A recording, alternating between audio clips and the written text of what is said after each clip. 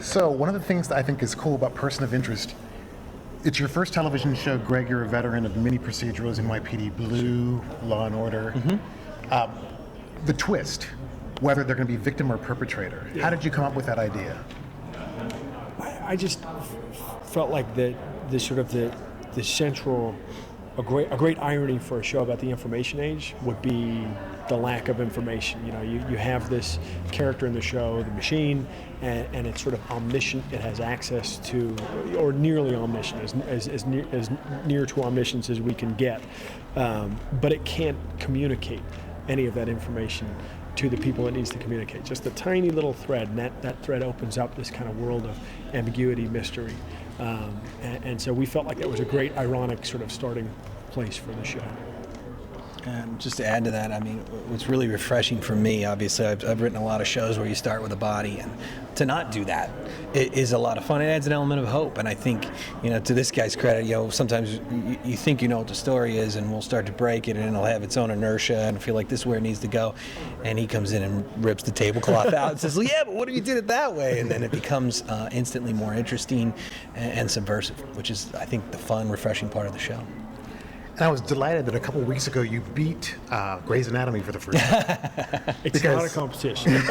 Yes, it is. It's kind of a competition. But I was concerned when the show first started because it demands your attention a little bit more than most procedurals, because you got the dead body at the beginning, and how do you catch them? And this one, you don't know when that twist is going to come. Mm-hmm. That's what was exciting to us when Greg and I were sort of trying to, you're going to come in with a pilot, but then you also got to pitch as part of the pilot. You got to pitch six episodes. Where's this thing going? And the network kind of wants to know, what does the show look like? What we were excited about when Greg and I started breaking those episodes, really excited by the possibilities of the show. That there's this moment in every episode where the other shoe drops. You sort of start to get a sense for what the real story is, and that moment is shifted. And a lot of shows, a lot of really great shows that I've loved through years have kind of what you might call a deep math. There's a shape to them, and it sort of repeats every week. One of the fun things about our show is that you can adjust that point. If it comes early, you have more of an action show, more of a kind of a run and gun. If it comes late, you have a slow burn, kind of a twisty pot boiler, and that keeps it fresh and fun for us to write each episode, because you never quite, and the goal is, and I think, we'll stop making the show when we've reached a point where the audience isn't surprised by it. So it's been great fun to write for that reason. What's the thing they say that the movies are going on a date? The television is a marriage. Yeah. So we always have to find ways to dazzle our wives. If they're going in for the long haul, people want to be surprised. They want to be dazzled. That's what you got to do with your wife, right?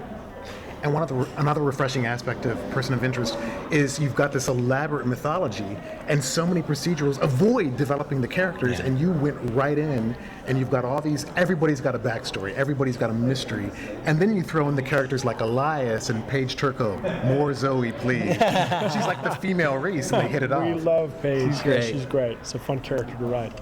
But that was one of the things that I loved about Joss Whedon shows over the years, was that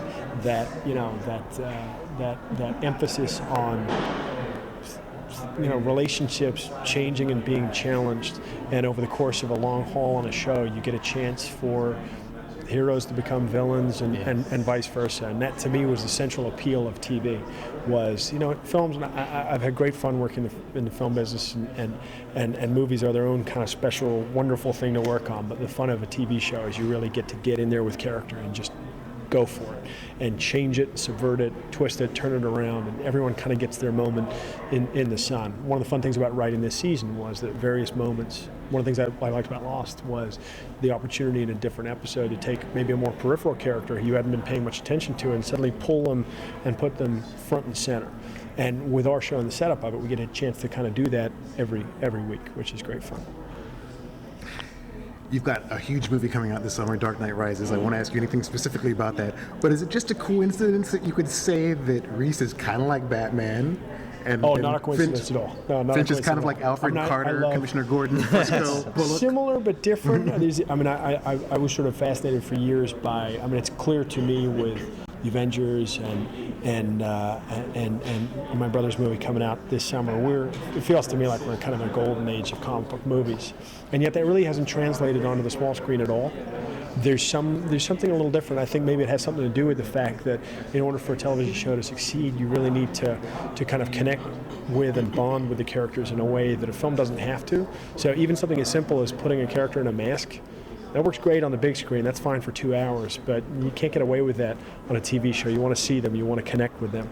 And so one of the ideas underneath the show was the way of taking some of the aspects of the superhero genre. And the underpinning behind every superhero film, to me, is urban vigilantism, is this sort of righteousness that's at odds with traditional law enforcement. There's a natural tension there. That's Spider-Man, that's X-Men, that's Batman, and translating that, finding a way to translate that slightly heightened world onto the small screen. So I had great fun working on the Batman franchise. This to me is something different, but it's got some aspects of the energy of that franchise behind it.